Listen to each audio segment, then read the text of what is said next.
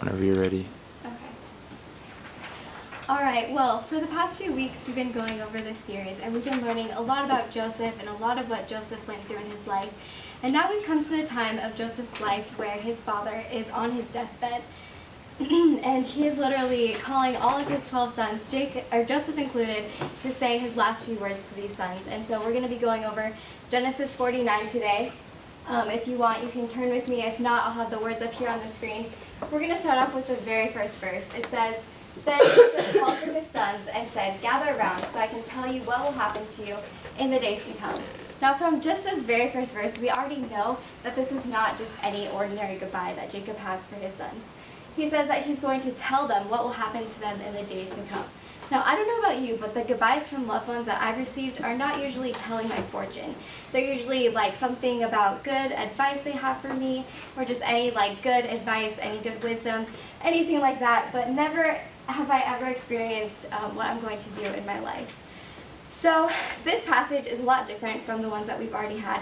It's not a story, it's just a list of the 12 brothers and the oracles that Jacob has for their life. So to make it a little bit more entertaining for you guys, I chose some celebrities, some characters from movies that relate to these brothers if they were alive today. So the first one that we have is Reuben. Reuben, we first see he is trying to save Joseph's life. All the brothers are jealous of Jacob, and Reuben was the one that stepped up and said, "Hey, we should not kill Joseph. He is our brother, he is our blood. Let's let him live."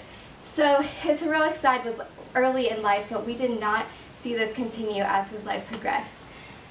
These were the last words that Jacob said to Reuben. It says, "Turbulent as the waters, you will no longer excel, for you went up onto your father's bed, onto my couch, and defiled it." So Jacob here is saying, "Reuben, I've had enough. You're supposed to be this great model for your brothers, but instead you chose to sleep with my wife, and I've had enough. You are two-faced."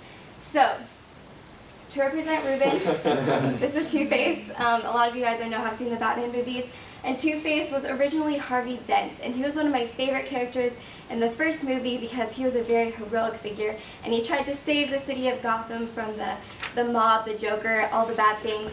But then in the second movie, he turns out looking like this, and he has a complete change of heart, complete change of attitude, and he is no longer fighting for the good side. He is now on the evil side, and this is a lot like Reuben. And so because Reuben changed his heart, he received a cursing from Jacob. The next two brothers are Simeon and Levi, and these brothers also received a curse from Jacob. It says, "Cursed be their anger, so fierce, and their fury so cruel. I will scatter them in Jacob and disperse them in Israel." And so, let's just face it, these brothers right here are pretty much idiots, kind of like these two clowns. I don't know who here has seen Step Brothers. I personally only seen it once because it's just so idiotic. Everything that these two brothers do is just plain dumb. And so a lot like Simeon and Levi, they choose to make dumb decisions, and because of their anger and cruelty towards others, they also receive a cursing. Next brother we have is Judah, and we first see Judah, it was his idea to sell Joseph to the Ishmaelites. He does not make good decisions in his first section that we read about him, but he also had a change of heart. He is the one that humbled himself, and we can see this when he offered to take Benjamin's life as a slave. He was willing to give up his life for his brothers, and we see this in Will Smith's character. His name was Ben. I don't know who here has seen the movie 7 Pounds. This character in the movie makes a really bad decision, and he ends up killing 7 people. But throughout the movie, I don't want to ruin it for you guys, but I can't make my next point if I don't. He ends up falling in love with a woman, and she is in desperate need of a heart donor in order to live. And so at the end of the movie, he ends up committing suicide and giving his heart to this woman so that she can live. So a lot like Judah, he was willing to give up his life for someone else, and he received a blessing from Jacob.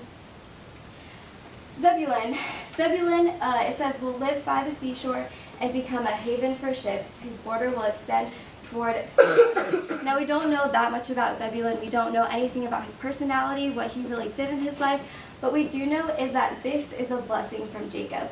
Throughout this passage, there's an ongoing occurrence that Jacob blesses his sons with a landmark. And so Zebulun gets a haven for ships. He's going to live by the seashore. So we have Will Turner from Pirates of the Caribbean. He is basically the conqueror of the sea. Then Issachar. He was a raw-boned donkey lying down between two saddlebags. Now this is a metaphor, obviously. This donkey symbolizes the power and servitude of Issachar. And so a lot like Superman, he lives his life serving others. He has a lot of power, a lot of strength. Dan is next. Dan is also symbolized by using a metaphor of an animal. It says, Dan will be a serpent by the roadside, a viper along the path. Now this viper is a specific kind of snake, and this snake is very small, but it's also powerful. And so Dan, this represents his tribe, because his tribe was very small, but they're able to conquer his enemies, and they're extremely powerful. And we have Harry Potter. He was an 11-year-old orphan. He was always underestimated from his age, from his just small size. But in reality, he was a wizard, and he was extremely powerful. Gad, we don't really know that much about Gad either. All we have is that Gad will be attacked by a band of raiders, but he will attack them at their heels. So Gad is blessed with this protection. Even though those people will come to attack him, he will be able to reciprocate and attack them as well. So we have King Leonidas from 300. He gets attacked by many, many people, but he's willing to protect his tribe and fight back. Then we have Asher. It says, Asher's food will be rich. He will provide delicacies fit for a king. Now, this term rich, it doesn't mean that he's going to have a ton of money. It just means that the land that he was blessed with is going to have plenty of crops. It's going to be rich and multitude of the food that they have. And so, for all you ladies out there, the Pride and Prejudice fans, this is Mr. Darcy. He was a very rich man, and he owned a lot of land.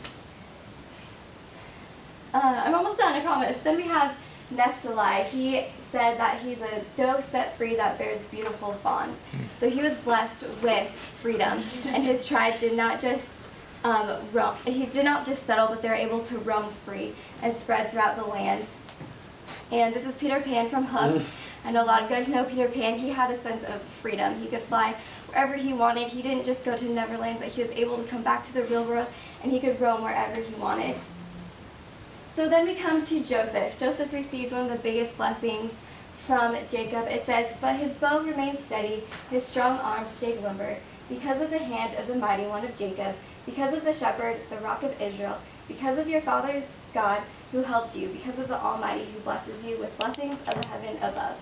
So Joseph becomes a very strong man. He's very steady, and he receives Jacob's blessing and the protection of God, and just that God will always be there for him throughout his life. And so we have Transformers, his character Sam. He always had the ability to defeat his enemies. All three movies, he was able to defeat them. He had a sense of power. And Bumblebee was always his protection. Bumblebee was always there, just like God was always there for Joseph. The last one is the youngest brother, Benjamin. It says, Benjamin is a ravenous wolf. In the morning he devours the prey, in the evening he divides the plunder. Now, Benjamin being represented as a wolf, we have, of course, Jacob from Twilight. Jacob was one of the youngest in his tribe, and his wolf pack was also very small, but this didn't stop them from conquering their enemies in the 3 movies of Twilight. And even though Jacob was one of the youngest, he was still one of the main leaders in his wolf pack, and this was a lot like Benjamin with his brothers. So then we have verse 28, all these are the 12 tribes of Israel, and this is what their father said to them, when he blessed them, giving each the blessings appropriate to him. Now, these 12 brothers I can relate a lot to, because I myself have an older brother. And this is a picture. This was taken a couple years ago, and he's 2 years older than me, and he's probably the most competitive person that I know. And throughout our childhood, I'm just going to leave it there. Throughout our childhood, he was always trying to come up with games, anything he could to compete with me, because I was his little sister, so I was the perfect competitor for him. And I remember one day, we were walking home from school, and we walked into my front door. I was probably in kindergarten, and our house was, there were steps, so So you would walk in, and we had an area to take our shoes off, and it was a split level. And so then you could walk upstairs into our living room. And so he thought it was a good idea to race to see who could take off our shoes the fastest and run into our living room. And I, of course, lost, as always, and he turns around and rubs it in my face, and I was just so sick of always losing to him. And this was the time that I completely lost it, and I grabbed whatever I could find. I was still at the bottom of the stairs, so all I could find was my dog's collar. But this wasn't just any dog collar, this was a chained collar. And I run upstairs after him, and I end up smacking him with a chain on his back. And my mom just happened to see all of this, so she took me into the living room and she told me, hey, this is not okay. She gave me the punishment that I deserved, but she was also a little graceful with her punishment because she told me that she grew up with an older sister, and so she knew what it was like to always be beaten by her, and she was also jealous of her older sister, just like I was jealous of my older brother, who always won at everything. And so just like I was on the seat of my mother, of her judgment that day, these 12 brothers were also on the judgment seat of their father, Jacob. And on this judgment seat, Jacob had a choice. He could have judged all the brothers from the sin that they had in their lives. But just like what my mom did, he gave them grace. And he didn't judge just based on the sin that they had earlier in their life. He judged them based on where they were at and where their hearts were with the Lord that day.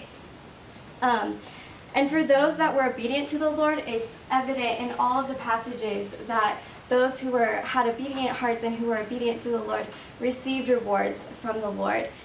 And these rewards were in a form of a land settlement, so a place for these brothers to call home, a place for them to live and settle for the rest of their lives. And throughout the passage, even though Jacob is talking, it's obvious that he's speaking through the Spirit. It's obvious that the Spirit is speaking through him from the times that he spoke in prophecy, through the symbolism.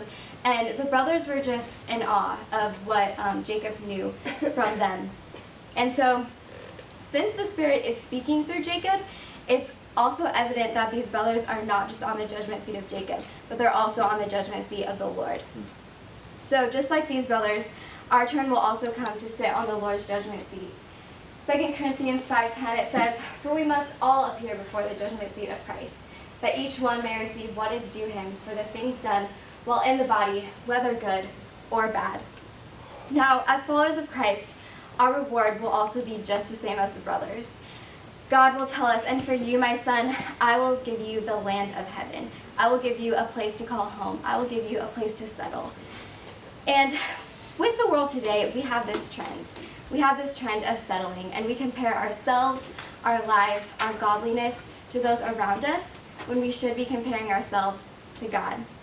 And Christ said that the righteous will have eternal life.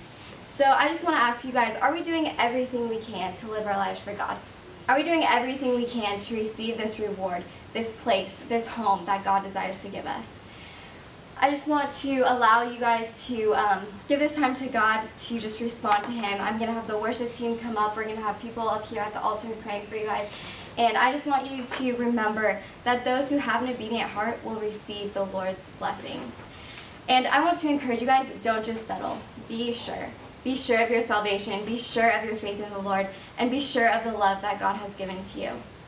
So I just want to encourage you guys to get up right now, get out of your seats, and just give this time to the Lord and respond to Him.